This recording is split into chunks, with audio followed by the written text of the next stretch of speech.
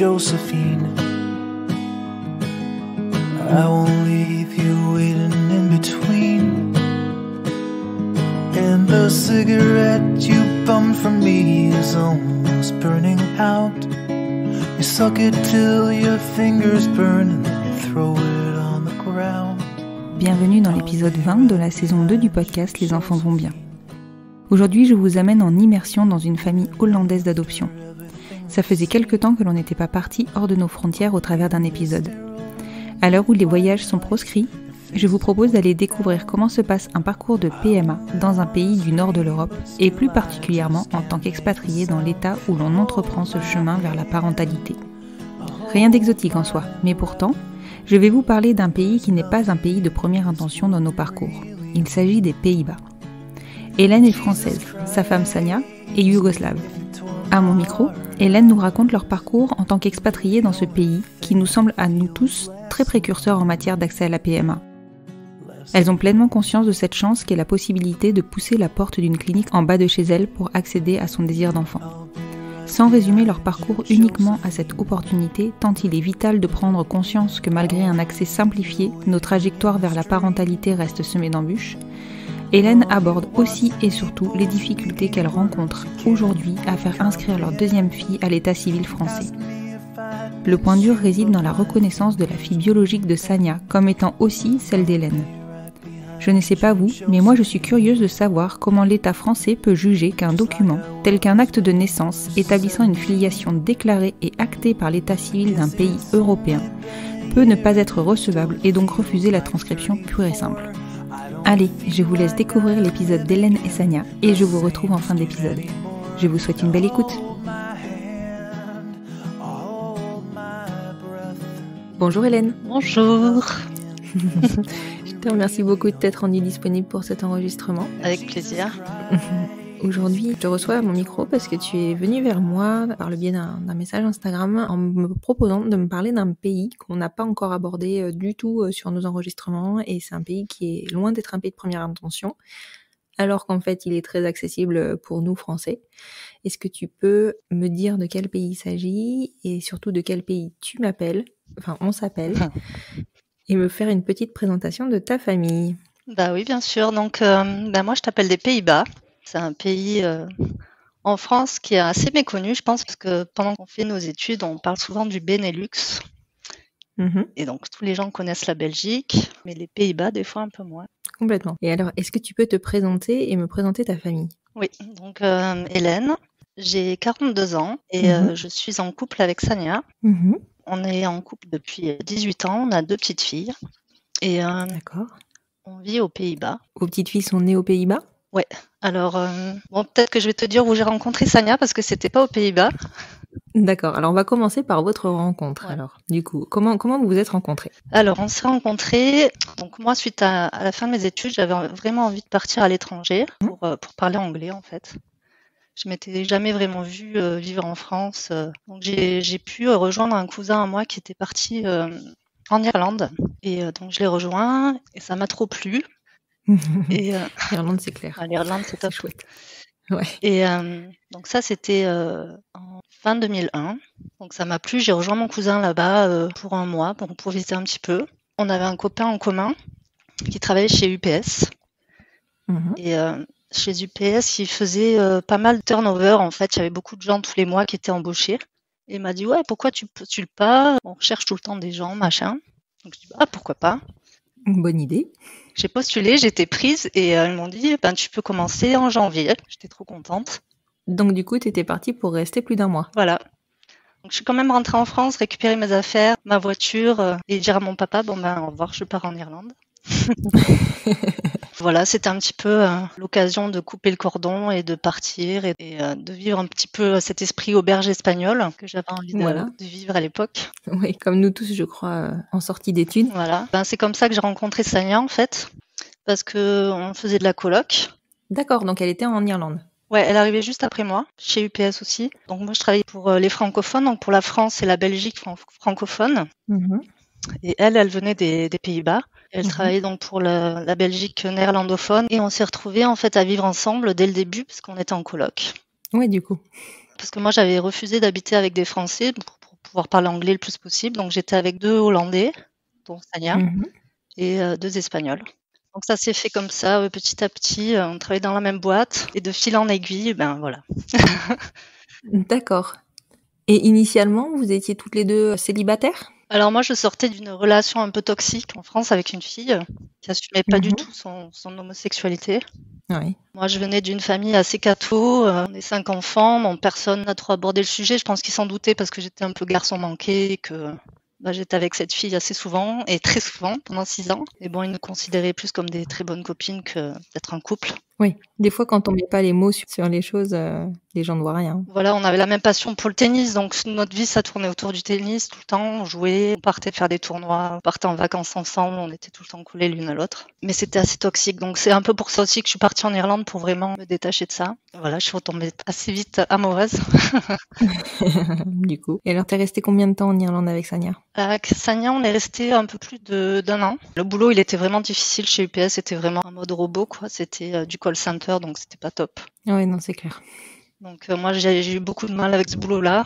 Et après, bon, on s'est dit au bout d'un moment, qu'est-ce qu'on fait? Donc on avait envie de repartir. Donc on s'était dit peut-être la Belgique, parce que pour l'une et l'autre, c'était un pays qu'on imaginait bien. Parce que moi, j'avais pas du tout envie de rentrer en France. Et puis Sania parlait pas le français, donc ça me paraissait un peu compliqué. Et puis elle a eu la chance avec UPS de pouvoir se faire muter. Ah oui, cool. Donc d'avoir un boulot tout de suite du côté d'Amsterdam. D'accord, donc finalement, ça a été la Hollande. Voilà. Donc on est repartis ensemble. On était séparés un petit moment parce que c'était l'été 2003, donc l'été de la canicule. Là. On est rentré en via la France, elle est partie et je l'ai rejoint au mois d'août, je crois. D'accord, ok. Entre mai et août, on était séparés, donc je me tâtais un peu parce que c'était une grosse décision à prendre.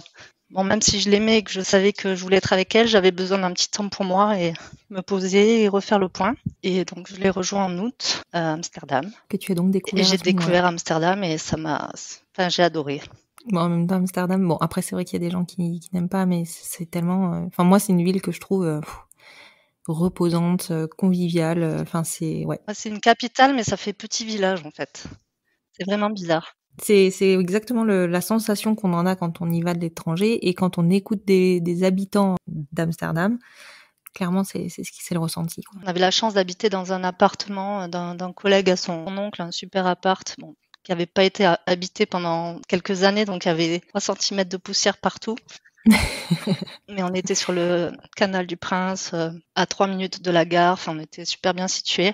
On a eu quelques mois vraiment géniaux. Et j'ai trouvé un boulot assez vite, mais le boulot, il était pour une société américaine, pour un service français. Mais c'était assez loin d'Amsterdam, donc on a décidé de se rapprocher un peu de mon boulot. Sinon, ça faisait plus de 2 heures de train, c'était un peu long. Ah oui, tu m'étonnes. Donc, c'est pris un appart en location pendant 6 mois, vers Amersfoort, donc c'est un peu plus au centre de la Hollande.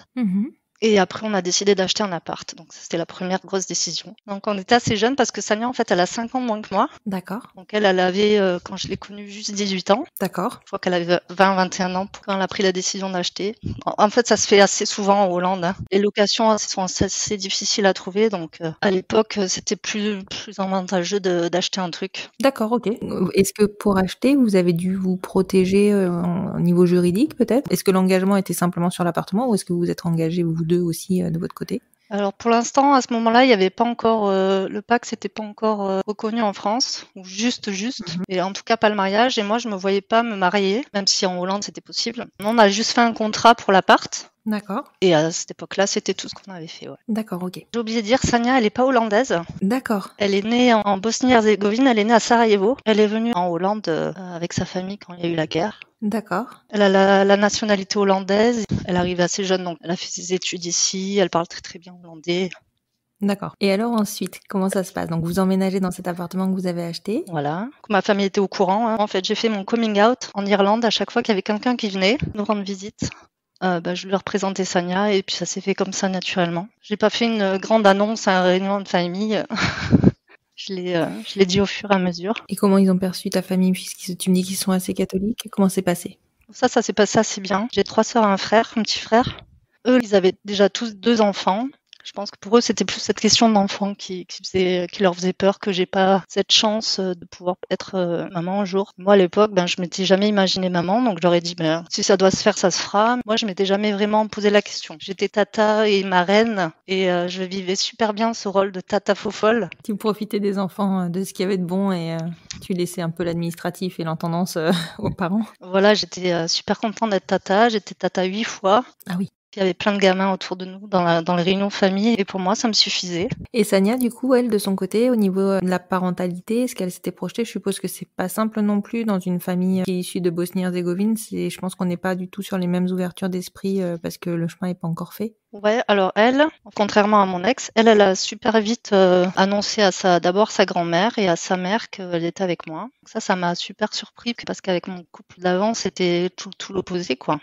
Fallait qu'on vive dans le cachet et en parler, alors qu'elle, elle avait tout de suite assumé, elle a tout de suite su que c'était moi, quoi. Oui, elle t'a donné une vraie légitimité. Voilà, donc ça m'a vachement aidé à faire le premier pas, moi aussi. Cette question d'enfant, la mère de Sonia aussi, elle avait un peu peur de jamais être grand-mère. Mhm. Les premières années, on a profité, on a vécu notre vie de couple sans enfant, je crois que j'ai eu 30 ans en 2018, donc juste après, juste un jour comme ça, on était en train de boire un coup dans un bar, et elle me dit... Bon, cette question d'enfant, voudrait qu'on en parle un jour quand même. Elle, en fait, elle avait déjà 25 ans, trop envie d'en avoir. D'accord. Et t'as réagi comment? J'ai dit OK. J'ai dit, mais concrètement, on fait comment? Mais elle m'a dit, mais c'est trop facile en Hollande. Il n'y a pas de problème, je prends rendez-vous, il y a des cliniques partout. Ah oui, elle était bien renseignée. Ouais, elle avait commencé. Et alors donc en Hollande, c'est beaucoup plus facile. Vous avez effectivement l'accès à des cliniques facilement, simplement. Voilà, on peut même le faire directement à l'hôpital. Il y a des hôpitaux qui font des inséminations sans problème. On voulait quand même passer par une structure dédiée, problème d'infertilité, on va dire. Donc c'était une clinique à Leiden, donc c'est à peu près 1 heure de là où on habite. D'accord. On est allé à une soirée faisait des soirées où ils exposaient un petit peu les différentes options avec soirée d'information. Et j'y suis allée et ça m'a ouvert les yeux d'un coup, quoi. Parce qu'il y avait quand même pas mal d'options. Et puis j'avais vu, il y avait des couples hétéros, il y avait des mamans solo, il y avait des couples de filles. Et toutes les petites questions que j'avais un peu dans ma tête sans être vraiment me les poser, ils avaient réponse à tout. Ouais, c'est pas mal ces systèmes de réunion d'information. J'en ai déjà entendu parler. Alors beaucoup plus dans le cadre de la GPA, mais je crois que ça commence à se développer en France aussi, puisque j'ai rencontré à mon micro aussi des personnes qui me disaient qu'ils avaient eu droit à des réunions d'information par le biais de cliniques étrangères. Ouais. Mais qui venaient en France. Je trouve que c'est vraiment bien parce que du coup, déjà parce que ça rend la relation un peu plus formelle, beaucoup moins informelle pour le coup, où il n'y a pas de visage associé à une personne. Ouais. Et puis du coup, ça simplifie grandement les recherches. Ouais, cette clinique, elle était assez reconnue. Lors de cette soirée, ils ont parlé des donneurs, donc le rôle du donneur, la place du donneur, tout ça. Moi, je m'étais jamais trop posé la question. La seule question qu'on s'était dit en rigolant à un repas, c'était si on a besoin de sperme un jour, où on va le trouver, quoi. Et mon frère, moi je donne à Sania, et le frère de Sania, moi je te donne à toi, comme ça, ils étaient déjà tous partis, quoi. D'accord. Et on s'est dit non, mais on va peut-être pas penser à cette option-là, parce que ça me paraissait un peu compliqué. Oui, c'est sûr. Le tonton doit rester le tonton, et puis voilà. Oui, voilà. Quand on intègre la famille, c'est pas forcément simple après. Non, c'était plus une boutade. Voilà, je pense. D'accord. Et vous étiez projeté sur les méthodes que vous souhaitiez employer ou sur qui porterait l'enfant, ou c'est à ce moment-là, au moment de la réunion, où vous vous êtes posé des questions? Sur qui porterait l'enfant, ça s'est posé sur moi en premier, parce que j'ai quand même 5 ans de plus et que j'approchais des 35 ans, 32, 33 j'avais à l'époque.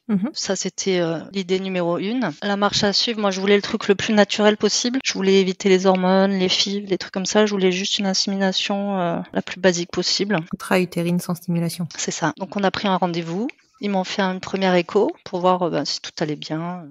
Non, avant ça, on a un petit peu parlé du donneur. Donc, en Hollande, on avait la possibilité de passer par une banque de sperme danoise, je crois. Le Cryos, sûrement. Ouais, sûrement. Donc là, il y avait catalogue, tout.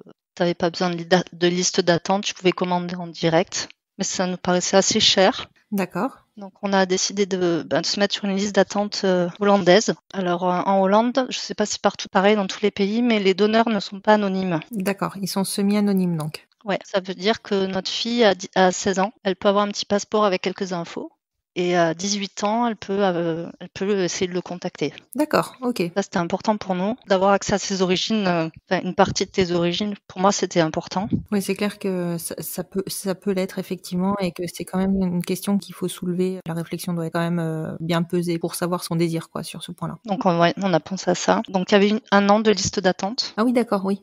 Juste pour le don de sperme, mais du coup, c'est un Pour don avoir de le sperme. donneur. Pour avoir un donneur. Voilà, Ouais. un donneur hollandais pour le coup. Ouais. C'était à l'époque. Alors maintenant, je sais pas si c'est encore 1 an, mais c'était en 2003, 2004. D'accord. Et est-ce que tu sais si les Français ou les personnes étrangères ont droit d'accès aux donneurs hollandais ou si dans ce cas-là, comme dans d'autres pays, c'est forcément un accès aux dons de sperme par Cryos, enfin par les banques de sperme étrangères? Je pourrais pas dire. Je pense que oui, mais peut-être qu'il faut être domicilié aux Pays-Bas quand même. Ouais, voilà, c'est sur d'autres pays, c'est ça en fait, c'est que tu n'as pas accès aux dons de sperme des donneurs du pays. J'imagine que c'est la même chose. Ouais. Ouais, voilà. D'accord, ok. Donc vous, du coup, vous avez dû attendre 1 an alors? Voilà, donc on a un peu choisi un donneur on n'avait pas énormément de critères, mais on voulait pas un blond aux yeux bleus parce que quand même on est toutes les deux châtains aux yeux foncés, quoi. Mais à part ça, on avait dit juste qu'il soit clean au niveau record médical et qu'il n'y ait pas de trucs bizarres. Mais bon, ça, c'est tout le temps le cas, j'imagine. Oui, je suppose. Et donc là, c'est pareil, en fait, vous aviez une sorte de catalogue avec les donneurs potentiels hollandais. Ouais, non, même pas de catalogue. On a juste eu un entretien où il te pose quand même des questions vis-à-vis de ta famille, les antécédents familiaux, si la famille est OK avec notre relation, s'il n'y a pas de trucs bizarres, depuis combien de temps on est ensemble. On a eu un petit entretien comme ça quand même, où là aussi on a un peu décrit ce qu'on voulait du donneur et puis ils nous ont dit à peu près oui, il faudra attendre 1 an pour avoir les premiers échantillons. Mais pour notre deuxième enfant, si Sania voulait rentrer dans le processus, elle aurait pas besoin d'attendre 1 an non. Elle serait tout de suite à la liste d'attente. Ça, c'était cool. D'accord, ok. Ouais. D'accord. Mais par contre, vous pouviez avoir le même donneur pour le deuxième enfant, Ouais, tu sais pas? on pouvait, ouais. D'accord. Bon, il ça, fallait c'est qu'on sûr, leur c'est dise dès le début, mais c'était une possibilité et c'est ce qu'on voulait aussi. Donc ça, c'était trop bien. Ouais, c'est top. C'est top, c'est top. Et alors, du coup, une fois que vous avez établi tout ça, est-ce que vous pouviez continuer le process, le temps d'attente des échantillons ou pas? Alors, dans ce process-là, en fait, ils se sont rendus compte à la première écho que j'avais un fibrome. D'accord. Qui était assez gros déjà, donc ils préféraient l'enlever pour éviter tout risque. De toute façon, j'avais le temps, j'avais 1 an devant moi, donc pour prendre toutes les précautions possibles pour me le faire enlever. Donc j'ai eu une petite intervention au mois d'août 2011. Et en janvier 2012, 1er janvier, j'ai arrêté de fumer parce que je savais que les premières IUI allaient arriver. Et au mois de mars, j'ai eu ma première insémination. D'accord. Donc basique. Donc la clinique vous a appelé pour vous dire que c'était bon, ils avaient un donneur. Voilà, donc on pouvait commencer. Donc j'ai fait mes petits tests d'ovulation. Le jour où c'était positif, hop, on allait à la clinique. Ça a duré 2 minutes. Je suis repartie. J'ai attendu 2 semaines. Ouais. Et c'était négatif, le premier. D'accord, ok. Bon, ce qui est assez fréquent finalement. Voilà. D'accord. Donc j'étais déçue bien sûr, mais je m'étais préparée un petit peu psychologiquement. Oui. Bon, faut savoir que ma mère était très fertile. Mes sœurs, ça s'est toujours très bien passé généralement. Je faisais pas trop de soucis. J'avais eu mes règles super jeunes. J'avais toujours été réglée tous les mois. Il n'y a pas un mois où j'avais pas eu mes règles. Donc, je me faisais vraiment pas de soucis. Et j'ai eu la chance que la deuxième marche. D'accord. Donc vous avez pu vous relancer directement sur le cycle suivant? Ouais. D'accord. Avec le même donneur du coup? Même donneur. D'accord. Ok, impeccable. Donc, la deuxième, je l'ai faite en avril et ça a été positif. Ah, c'est super. Donc trop contente. J'ai eu la réponse que c'était positif, genre 2-3 jours avant qu'on fasse un petit voyage qu'on avait prévu toutes les deux en Crète. D'accord. Je suis allée en Crète et j'ai pas pu boire d'alcool, rien. Ouais, mais tu devais être trop contente. Sonia buvait tous mes petits verres d'ouzo à ma place. C'était trop bien. Ouais, tu m'étonnes. C'était le bon moment. Ouais, on était vraiment prêtes mentalement. Dans notre vie, c'était stable niveau boulot. Enfin, franchement, c'était super. Et je suppose qu'en Hollande, quand vous arrivez et que vous demandez un accès comme ça à la PMA en tant que couple de femmes, ils se posent même pas la question en fait. Enfin, c'est une évidence pour eux. Ouais, c'était très pro. C'était tout le temps normal quoi. Tu te présentes à la clinique, tu rentres, tu fais ton insémination, ils te montrent la petite pipette. Ben voilà, c'est bien votre nom. Il y en a 300 millions dedans, je sais pas combien. Oui. C'est des top swimmers. Et puis voilà quoi. D'accord. Et au niveau de la grossesse? Ma grossesse, ça s'est super bien passé. J'ai pas été malade une seule fois. C'était vraiment ma hantise parce que j'ai une phobie de vomir. Je sais pas pourquoi. Ah, on est nombreux, je crois. Mais ouais, pas une seule fois. Bon, j'ai été un petit peu barbouillée certaines nuits quand je me réveillais, mais sinon non, rien. Bon, j'ai toujours un petit peu dans le coin de ma tête la peur de faire une fausse couche, hein, je pense que Ouais, comme tout, je pense, effectivement. ça s'est vraiment bien passé. Bon, l'accouchement était un peu compliqué parce que j'ai dû être déclenchée, D'accord. parce qu'elle voulait pas sortir en fait. C'était bien au chaud. J'ai eu de la chance parce que je faisais partie d'un programme où des fois en Hollande, ils attendent jusqu'à 2 semaines après le terme pour déclencher, ce qui est D'accord. énorme. Ouais, c'est long. C'est énorme. Mais je faisais partie d'un genre de test où moi j'ai pu être déclenchée au bout d'une semaine, donc 7 jours après le terme. D'accord. Donc Yelena est née le 29 janvier 2013. D'accord. Et comment ça s'est passé pour vous après en Hollande? Je sais pas si du coup vous étiez reconnues toutes les deux comme maman, si vous avez dû faire des démarches. Alors, oui, on avait fait des démarches. On s'était renseigné au niveau légal Mhm. parce que Sania en fait a dû adopter Yelena avant sa naissance. Enfin, avant. Mhm. On avait commencé les procédures d'adoption avant même qu'elle soit née, pas avoir de problème. Donc là, on a dû choisir le nom de famille parce que pour la filiation, après, il faut qu'ils aient le même nom, les enfants. Donc ça a été choisi que ce soit mon nom. D'accord. C'était un peu dur pour Sania parce que son nom, c'est quelque chose qui est très important pour elle, Oui. surtout vis-à-vis de ses racines et de son passé. Donc ça, c'était un peu dur, mais bon, après, il fallait faire un choix. Donc on a trouvé une super avocate. Ça, c'était un peu compliqué parce que on habite quand même dans un petit village qui est pas toujours à la pointe des dernières régulations. Donc on a trouvé une avocate spécialisée dans le droit des familles LGBT sur Amsterdam. Elle gérait plein de dossiers comme ça, donc elle nous a dit qu'on avait besoin de tel et tel document et que normalement on n'aurait pas besoin de faire ça pour notre deuxième enfant, que ça serait dans les années qui suivent automatique. D'accord. Automatique de par une loi qui allait arriver Voilà, ou automatique parce que d'accord. Donc pour la partie néerlandaise, on était toutes les deux les mamans d'Yelena sur le certificat de naissance. C'est Sania qui allait la déclarer à la mairie, il n'y a pas eu de problème. D'accord. Vous n'avez pas besoin de faire une procédure d'adoption. Non, juste Sania pour la Hollande. Oui, voilà, Oui, voilà, Sania pour la Hollande. Oui, pardon, excuse-moi. Non, moi je suis allée à l'ambassade de France la déclarer, donc pour qu'elle ait la nationalité française. J'ai eu mon livret de famille avec Yelena, mais sans vraiment me poser la question pour Sania par rapport au livret de famille à l'époque, puisqu'on n'était pas, on n'était pas pacsés, on n'était pas mariés. Donc, oui, voilà, c'est ce que j'allais te je demander. m'étais dit, on verra plus tard. Ce qui était important pour nous, c'est que voilà, qu'au niveau de la Hollande, on soit reconnues toutes les deux en tant que mère. Oui, c'était votre pays d'habitation, donc. Oui, voilà. Ok. Et donc, par contre, donc en Hollande, pour pouvoir être reconnue comme deuxième maman, donc pour l'adoption de Sania, il n'y avait pas besoin que vous soyez mariée. Non. D'accord. Ok. Donc la vie s'organise avec Yelena, ouais. Tranquillement. Comment vous en arrivez, parce que vous aviez déjà projeté d'avoir plusieurs enfants, puisque vous aviez fait déjà les demandes pour garder le même donneur. À quel moment vous vous dites, c'est bon, on se lance, on est parti pour un deuxième? Assez vite, en fait, parce qu'on voulait qu'elles aient pas trop d'écart. Donc, l'été de ces 1 an, donc on était en juillet 2014, donc Sania a commencé. Mhm. C'était cool parce qu'on n'avait pas besoin de repasser par des listes d'attente. On les a juste contactés en disant on veut reprendre le processus. Elle a fait 3 essais coup sur coup parce que ça n'a pas marché. En juillet, août et septembre 2014. Ça n'a pas trop marché, donc ils voulaient faire un petit contrôle en janvier de l'année d'après. Parce que c'est un peu le standard, après 3 essais, après 6 essais, après 9 essais, ils changent un peu les protocoles. D'accord, ok. Mais entre-temps, elle a perdu sa grand-mère. Et puis elle a eu des problèmes au niveau boulot aussi. Mentalement, c'était pas l'idéal. Donc on a fait une année de pause. D'accord.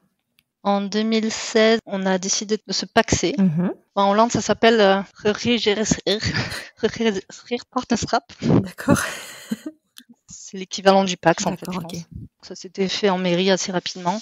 Ça a une valeur en France ou tu dois aussi te repaxer en France? Celui-là, non, ça n'a pas de valeur en France. Je l'ai su en fait après. D'accord. C'est pas reconnu. Enfin, en tout cas, par l'ambassade, c'était pas reconnu. Il fallait qu'on soit marié. D'accord, ok. Mais au niveau des lois en Hollande, c'est exactement la même chose. Que tu sois marié ou que tu aies ce truc-là, au niveau légal pour le couple, c'est la même chose. D'accord. Donc en fait, on aurait dû se marier. Dès le départ. Dès le départ, ça aurait été plus simple. Mais bon. D'accord. Donc là, on est en 2015, c'est toujours Sania qui se relance? Ouais. D'accord. Donc après notre Pax, on a fait la reprise des IUI. Donc en juillet, elle a fait sa 4e tentative qui n'a pas marché. En août, la 5e qui n'a pas non plus marché. En octobre, elle a fait la 6e qui n'a pas marché, mais elle savait déjà que ça allait pas marcher parce que elle était persuadée que c'était trop tard, qu'elle avait déjà ovulé. Ouais. D'accord. Mais bon, il y a un petit malentendu à la clinique, donc ils avaient déjà tout préparé. On est arrivé, donc on a un petit peu perdu le bénéfice de cet essai. Quoi. C'était dommage. D'accord. Donc là, elle en avait commencé, ça commence à devenir compliqué. Ouais, forcément. Parce que bon, après, elle s'en voulait parce que moi, ça avait marché super vite et elle non. Et Et ça faisait déjà presque 3 ans qu'on était dans le processus, donc ça commençait à être un peu lourd là. Mhm. En 2017, on avait fait un autre voyage, parce qu'après octobre, on a arrêté presque un an. Parce que du coup, vous étiez à la 6e tentative, donc ils ont refait des examens, c'est ça? Tu me disais tous les 3 tentatives, ils vous font faire des examens de vérification? Ouais, donc après la 6e, normalement, il faut commencer par des hormones. D'accord. Donc oui, là on est... Donc jusqu'à 6, c'est sans hormones. De 6 à 9, c'est avec hormones. Et après les 3 dernières tentatives, normalement, c'est des FIV. D'accord, ok. Donc du coup, vous faites votre petit voyage en 2017. Voilà, on en rediscute. Elle est encore ok pour repartir. L'été, on est en France. Malheureusement, elle tombe malade. Elle a des amygdales qui s'infectent en fait. D'accord. C'est au moment où on doit avoir une consultation par téléphone, donc pendant nos vacances. On va définir un petit peu du plan.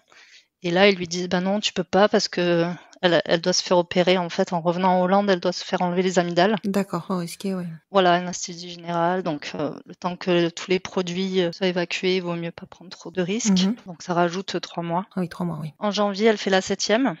En janvier 2018. Avec les hormones. Non, encore sans les hormones. D'accord, ok. Ben, ça marche pas. Donc, elle fait une consultation pour discuter du protocole des hormones. Elle commence les hormones en mars. Mhm. Le 1er mai, elle fait sa 8e tentative avec les hormones. À ce moment-là, on commence à stresser un peu parce qu'il nous reste plus qu'un essai avec ce donneur-là qu'on Oui, veut, tout à fait. Bah oui, en bah oui. plus de la 8e. Bah oui, forcément, au bout d'un moment, vous arrivez au bout du stock. Ouais, et donc là, on commence à se dire, oh là là, qu'est-ce qu'on fait? Est-ce que j'essaye moi encore une fois ou pas? Et en fait, non, elle essaye quand même avec les hormones. Et donc, 1er mai, elle fait sa 8e. On part en voyage en Sicile. Mhm. Et en fait, ça s'est fait pendant notre voyage en Sicile. Ah, super. Les voyages ont dit un truc pour vous, hein, Ouais. sur les voyages.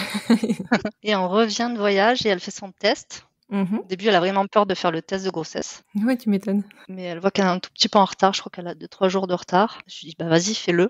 Et elle le fait, et elle le pose sur la table. Et 2 minutes après, c'est bon, le test est positif. Ah, super. Vous avez dû être tellement soulagée. Ah ouais, c'était trop bien. Ouais, tu m'étonnes. Comme quoi, il faut être bien vraiment dans sa tête et prêt. Et, Ouais, c'est sûr. entre-temps, on avait changé de maison, donc on avait une chambre pour le bébé. Enfin, c'est des trucs que psychologiquement, tu as peut-être...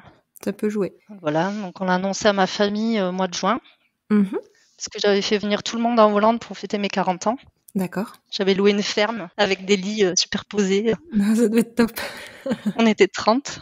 Que là, on a fait un grand cercle, on se tenait tous la main. On a fait, on a un truc à vous annoncer. Enceinte. Il l'attendait. Ouais. C'était un tout petit peu tôt parce que on l'a annoncé, je crois, le samedi et on devait faire la première vraie écho avec le gynécologue le lundi. Donc, on avait un petit peu peur de jinxer le truc, mais Oui, finalement, non. ça s'est bien passé. Ouais. Ah, super. Et donc, Olivia arrive. Ben, Olivia arrive le 25 janvier. Le truc tout fou, c'est qu'on a exactement eu le même terme, Tania et moi. Ah, c'est drôle ça. 6 ans d'écart. Ouais, c'est drôle ça. On était prévus toutes les deux pour le 20. Mhm. Moi, j'ai accouché le 29. Sania, elle a accouché le 25. Oui, donc, et vous avez toutes les deux dépassé le terme. Ouais, et même type d'accouchement en plus. Ah oui, déclenché du coup. Déclenché aussi et aussi sorti avec la ventouse. Sauf que ok. pour Olivia, c'était un peu plus compliqué. Mhm. Les premiers jours, elle a dû être intubée. Après l'accouchement, ils donnent des notes au moment où le bébé sort. Oui. Les premières minutes, c'était 10-10, pas de problème. Mhm. Mais au bout d'un moment, elle est devenue toute violette. Oh.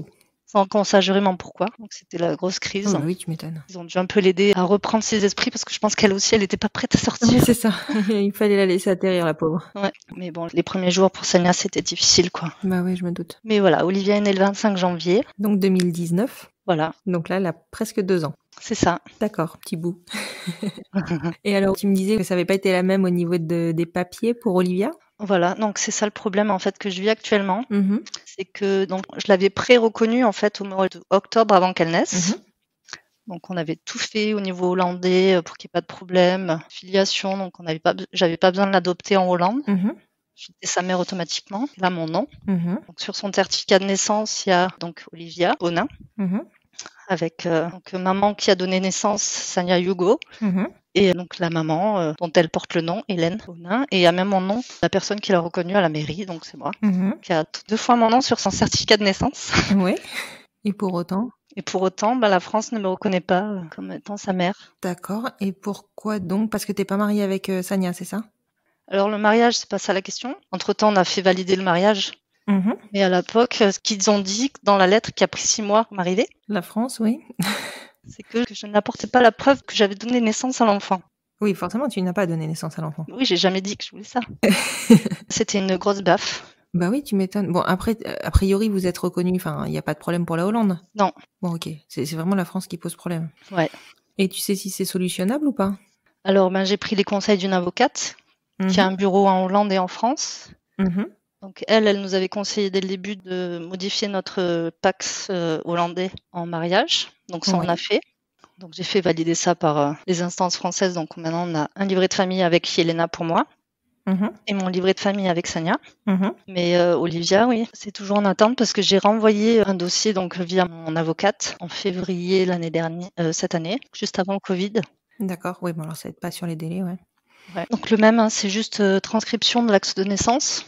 Pour moi, transcription, c'est tu retranscris ce que le pays a déjà établi. En fait, non. On va voir si ça marche parce qu'en Angleterre, il y a un couple de femmes pour lequel ça a été reconnu. Il y a eu un arrêt dans la Cour de cassation qui était passé en décembre l'année dernière. Mon avocate, elle s'est appuyée sur ce décret-là pour voir si ça passe. J'ai pas eu de nouvelles depuis le mois de mars du consulat, donc je les ai relancés fin août. Et réponse très basique, on disait qu'ils attendaient de nouvelles instructions du procureur de la République. D'accord, ouais, bon après, en ce moment, les délais sont hyper allongés, donc bon, c'est long. Dû au Covid. C'est pas étonnant. Oui, voilà, c'est ça. Alors déjà, il y a des personnes que j'ai interviewées qui me disaient qu'elles étaient sur des délais hors Covid, de 18 mois, donc entre le dépôt du dossier et l'adoption. Donc je te laisse imaginer sur un Covid, quoi. Ouais. En fait, moi, je comprends la logique. Mais à partir d'un moment où un pays européen a donné si c'est valide dans le pays de l'enfant, enfin, s'il n'a pas été défini, que son acte de naissance a été trafiqué ou je ne sais quoi. Oui, logiquement, la transcription devrait être automatique. Voilà, on demande juste qu'il soit retranscrit, on ne demande pas qu'il y ait un jugement ou autre. Il faut juste que la France reconnaisse que c'est ma fille. Moi, je suis française, sa sœur, elle est française, elle a mon nom. Enfin, au niveau de la filiation, ça me choque. Oui, non, mais je comprends complètement. Il faut juste que je sois patiente, mais bon, elle va avoir 2 ans et ça commence vraiment à être long. Au tout début, j'en dormais pas, j'avais des sueurs froides. Je me disais, mais qu'est-ce que j'ai fait? Bon, maintenant, ça va mieux parce que je me dis, en Hollande, je suis sa mère. Et ça se fera de toute façon, il faut juste que je sois... Oui, voilà, que ça va se résoudre. Toute ma famille me dit, attends, les choses sont en train de bouger, il y a l'Assemblée qui a voté la loi pour l'accès à la PMA, ils vont être obligés de faire pareil pour la filiation. Oui, non, mais c'est clair, ça va se résoudre, ça va avancer, mais bon, c'est sûr que quand on a un peu les fesses, pour être poli, entre deux chaises, c'est pas confortable. Oui, et puis moi, je suis aux Pays-Bas, j'habite pas en France, donc je me dis, si je dois aller voir un notaire pour que Sania donne son accord, elle parle pas français, que je puisse adopter sa fille, enfin, ça me paraît tellement compliqué, toute cette procédure. Ouais, c'est vrai que c'est par là qu'on doit passer, effectivement, en France, on passe par le notaire, et puis, il y a tellement de documents à donner, enfin, moi, mon acte de naissance, limite, ça va, mais Sania... son acte de naissance, c'est pas si simple, il faut le faire traduire. C'est un document qu'elle peut même plus avoir en version originale puisque le pays où elle est née n'existe plus. La Yougoslavie n'existe plus, donc c'est compliqué. C'est des scans de documents c'est un peu plus compliqué. Oui, oui, je me doute. Mais on a confiance, un jour. C'est le principal. C'est le principal. Et je voulais juste rebondir sur, pardon, je passe complètement du coq à l'âne, mais on a parlé pas mal de la procédure, de comment ça fonctionne aux Pays-Bas. Par contre, on n'a pas parlé de l'aspect financier. Et mine de rien, je suppose, alors évidemment, je pense qu'il y a un aspect financier pour les habitants des Pays-Bas et une procédure, enfin voilà, il y a un aspect financier qui est différent. Enfin, je suppose que quand tu es étranger, bon, tu payes beaucoup plus de choses, mais comment ça se passe pour vous? Alors, tout ce qui était écho, moi, mon opération pour le fibrome, tout ça, c'est pris en charge par ma mutuelle. D'accord. J'ai rien payé de spécial. On a tous une franchise par année. Bon, faut dire que la mutuelle en Hollande, c'est un peu cher. Je crois que c'est dans les 150 € par mois, quelque chose comme ça. D'accord, oui. Avec une franchise, ça dépend. Plus ta franchise est élevée, moins tu payes. D'accord. Mais bon, c'est dans les 200-300 €. Et donc, tout ça, c'était pris en charge. Et après, au niveau des inséminations, je crois que c'était 220 € par insémination. D'accord, c'est pas énorme. Non, c'est pas énorme. C'est pas énorme du tout. Et pour les paillettes de sperme? C'était inclus. C'était inclus. Ah ouais. Oui. Donc bon, après, je suppose que encore une fois, je le redis parce que faut pas qu'on s'attache à ça nous en France. Je pense qu'il y a d'autres frais qui s'ajoutent quand on vient de l'étranger, mais c'est relativement accessible en tout cas. Ah oui, moi j'ai pas eu besoin de faire de crédit. Enfin, on faisait attention le mois où on faisait des inséminations et puis voilà quoi. C'était pas. Oui, ouais, tout. J'ai écouté l'épisode, j'ai oublié leur nom, mais des 2 filles qui sont aux US, Oui. Camille et Olivia. voilà, Camille et Olivia et truc de fou, quoi. C'est dingue, hein. C'est Ouais. dingue, c'est Donc ouais. non, Ouais. pour ça va. C'était gérable. Puis un bébé, ça coûte tellement cher déjà rien qu'après, quand le bébé arrive, Oui, c'est sûr. déjà pour le faire. C'est sûr. Bon après il y a les frais d'avocat là pour Yelena, c'était 1 000 € pour l'adoption. En tout. D'accord. Puis bon, tu as ceux actuels pour l'adoption d'Olivia. Ah bah ça y est, j'ai déjà payé en fait, c'était pour le courrier, c'était Ouais. 400-500 €. Je l'avais eu D'accord, 2-3 fois au téléphone et puis bon, elle m'a dit, hein, le courrier, ça, il y a rien qui est garanti, donc bon. Si après le courrier ça s'avère négatif et c'est refusé, je serais peut-être quand même obligée de passer par une procédure d'adoption. Ouais, complètement. Même si j'espère pas avoir à passer par là parce que dans ma tête, c'est pas logique. C'est pourquoi j'adopterais ma fille parce que déjà officiellement, c'est déjà ma fille.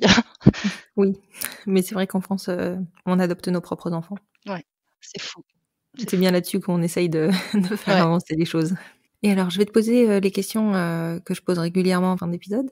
Est-ce que pour toi, un enfant peut être heureux avec 2 mamans, particulièrement aux Pays-Bas? Oui, parce qu'aux Pays-Bas, c'est déjà quelque chose qui est pas forcément spécial. Dans la classe de ma fille, cette année, elle a un petit copain de sa classe. Ils sont 20 dans sa classe et il a aussi 2 mamans. Ah oui. Donc quand ils se sont présentés en début d'année, il a dit ouais, moi je m'appelle machin, j'ai 2 mamans. Et Yelena l'a crié ah ben moi aussi j'ai 2 mamans. Et la prof elle les a regardés, elle a dit oh c'est super. C'est génial, franchement, c'est top.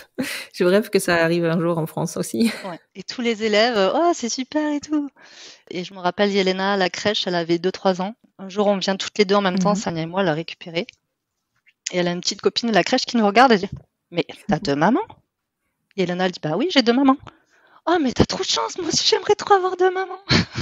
Oh, c'est chou. Trop cool. Donc non, honnêtement, tant qu'il y a de l'amour et que l'enfant se sent voulu, je pense que Ils sont forcément, voilà, chez nous, ils sont très très désirés, Voilà. donc nos enfants sont heureux. Et ma dernière question sera, qu'est-ce qu'on peut vous souhaiter pour la suite? d'être en bonne santé.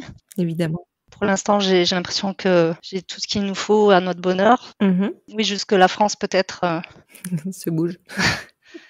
accepte le fait que Olivia est la sœur de Yelena et que forcément, si c'est pas vis-à-vis de moi, qu'elle reconnaisse au moins que vis-à-vis de sa sœur, c'est pas possible, quoi. Que cette petite étape qui reste un petit peu encore difficile pour moi. À franchir. Ouais. Non, mais je te souhaite et je vous le souhaite que ça. Et puis bon, ça va se solutionner de façon certaine. J'espère plutôt à court terme. Mais bon, enfin voilà, il y a pas de raison Oui, que je ça garde se solutionne. espoir. Les choses sont en train de changer tellement vite et tellement dans le bon sens que ça peut être que positif. Oui, je pense aussi. Ouais. En tout cas, je te remercie beaucoup, Hélène, de t'être rendue disponible aujourd'hui pour pouvoir évoquer la PMA aux Pays-Bas. Avec plaisir. C'est vrai que c'est un pays, comme je te le disais au départ, qui n'est pas forcément notre pays de première intention, parce que déjà, il est un peu plus loin, mais en plus de ça, je pense qu'on n'a effectivement pas, pour le coup, de cliniques qui viennent militer en France depuis les Pays-Bas pour nous proposer leurs services. Donc, du coup, évidemment, on pense pas à ces pays-là. En tant qu'expatrié aux Pays-Bas, je vous conseille, c'est vraiment un pays super. Pour les enfants, il y a vraiment beaucoup de choses qui sont mises en place pour eux et pour la qualité de vie.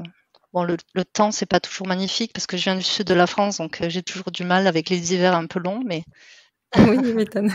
mais Non, mais c'est clair que les Pays-Bas, ils sont, ça reste un pays nordique. Alors, c'est à la limite de la Scandinavie, on n'y est pas, mais bon, on est quand même pas loin et on est sur un état d'esprit qui est ouais, clairement l'ouverture différent. d'esprit, c'est quand même quelque chose qui est reconnu ici. Ouais. Voilà. Tu vas nous donner envie, là. Venez pour les vacances déjà si vous voulez. C'est clair. C'est déjà pour les vacances, c'est chouette. Merci à toi. Je te remercie beaucoup, Hélène. À bientôt. Sois bien. Salut. Merci. Salut. You suck it till your fingers burn and then you throw it on the ground. I'll be right behind Je vous reprends et j'espère sincèrement que cet épisode vous a plu. Une des questions majeures de la nouvelle loi bioéthique est justement celle de la filiation directe. Il est temps d'agir pour que nos familles ne se retrouvent plus dans des situations aussi absurdes et soient sécurisées. Allez les têtes pensantes, députés et sénateurs, la société est prête depuis bien plus longtemps que vous. Agissez et prenez vos responsabilités, nous existons déjà. Je sais que nombre d'entre vous se retrouvent dans la même situation qu'Hélène et Sania et je vous souhaite tout plein de courage. Vous connaissez maintenant ma petite ritournelle de fin d'épisode.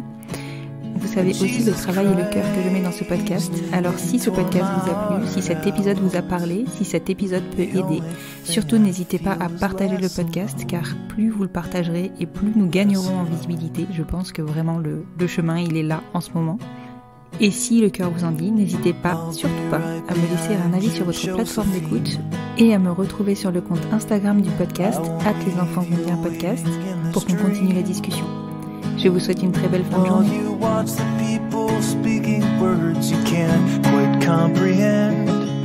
You asked me if I'd pinch you, but my fingers wouldn't bend. I'll be right behind you, Josephine.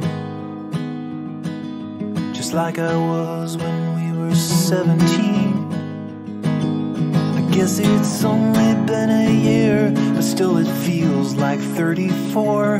I don't feel like I am living in the same skin anymore. Now hold my hand, I'll hold my breath. There's nothing in this world we really own.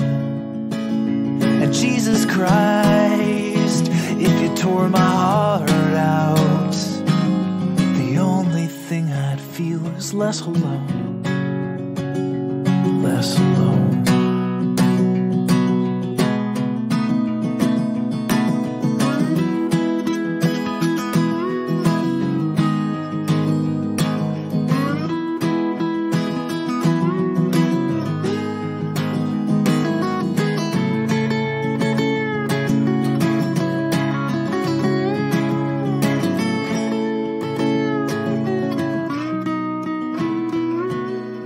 I'll be right behind you, Josephine.